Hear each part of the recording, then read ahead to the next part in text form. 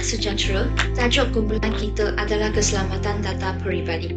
Data peribadi juga dikenali sebagai maklumat peribadi, merujuk kepada sebarang maklumat yang berkaitan dengan orang yang boleh dikenal pasti untuk digunakan dalam transaksi komersial yang berhubungan secara langsung atau tidak langsung.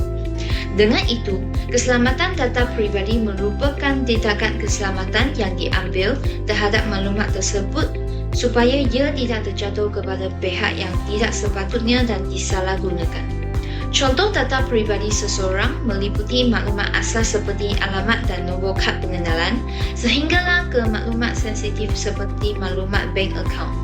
Keselamatan data peribadi dianggap sangat penting kerana dengan mengetahui data peribadi seseorang, akaun-akaun orang itu terutamanya sosial media dan bank boleh diakses dan digunakan untuk tujuan yang tidak baik. Seterusnya, data peribadi mempunyai hubungan yang rapat antara manusia. Hal ini demikian kerana data peribadi mampu melindungi maklumat peribadi seseorang. Contoh yang paling mudah didapati adalah lock screen yang memerlukan kata laluan ataupun face unlock di dalam telefon pintar kita pada masa sekarang.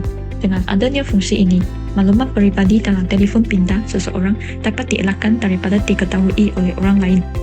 Selain itu, urusan penjagaan secara dalam talian juga memberi privasi kepada penjual. Hal ini demikian kerana pembelian secara talian membolehkan penjual hanya mengirim stok tanpa perlu bertemu dengan pembeli. Contohnya, dalam pembelian membelikan Shopee, maklumat peribadi seperti latar belakang penjual tidak akan diketahui oleh orang lain. Ini dapat menjaga privasi penjual pada masa yang sama turut menyenangkan pembeli kerana segala urusan pembelian hanya di hujung jari.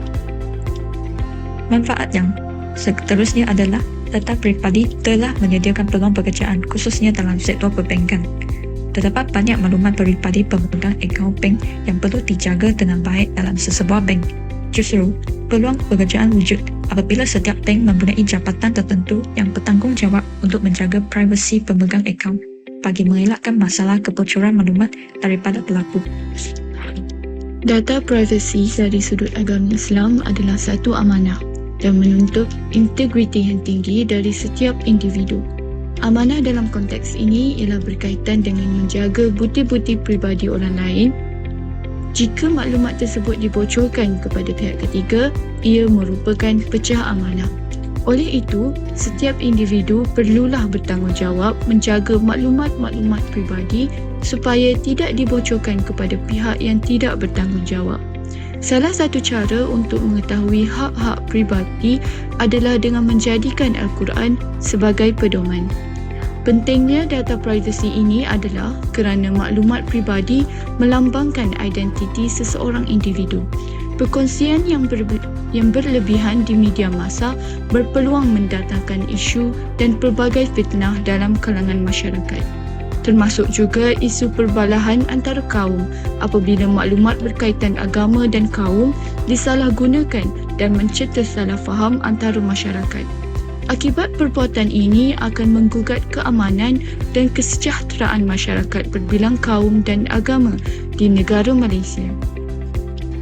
Bagi sistem nilai, kita akan berbincang tentang kesan negatif tidak mementingkan perlindungan data peribadi kita.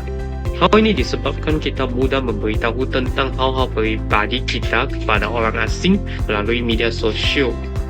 Selain itu, kesan negatif pembocoran data peribadi kepada masyarakat juga merupakan topik yang akan kita bincangkan. Hal ini akan menyebabkan ketidakyakinan dalam pelabur-pelabur untuk melabur dalam negara kita dan menyebabkan ekonomi kita terbangkit. Peranan sains dan teknologi dalam kehidupan. Keselamatan data peribadi berperanan untuk melindungi hak asasi individu iaitu hak-hak subjek data dalam Jabatan Perlindungan Data Peribadi. Data peribadi tidak akan didedahkan kepada mana-mana pihak kecuali tujuan dan persetujuan subjek data. Selain itu, pengguna tidak perlu memasukkan atau mengingat kata laluan yang kompleks dan menggalakkan pengesahan alternatif seperti data biometrik atau kod sekali dihantar ke email atau nombor telefon pengguna. Akhir sekali, data privasi dapat mencegah ungkutan palsu, potensi penipuan dan pencemaran nama baik dengan menjamin ketidakbocoran maklumat bank, tempat tinggal dan nombor kad pengenalan. Memang tidak dinafikan bahawa keselamatan data peribadi menjadi semakin penting di era globalisasi ini.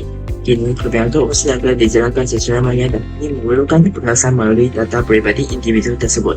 Oleh itu, akses kepada data peribadi seseorang individu perlu dikawal bagi mengelakkan penyalahgunaan yang boleh mendatangkan kerugian dan kerosakan yang besar. Syarikat-syarikat yang bertanggung jawab dalam pemrosesan data sensitif seperti sektor keuangan dan komunikasi haruslah menjaga keselamatan data yang disimpannya bagi mengelakkan pembocoran data pribadi pelaku. Selain itu, kerajaan haruslah menguatkan Akta 709 yaitu Akta Perlindungan Data Pribadi untuk menaikkan pematuhan akta tersebut oleh orang Malaysia.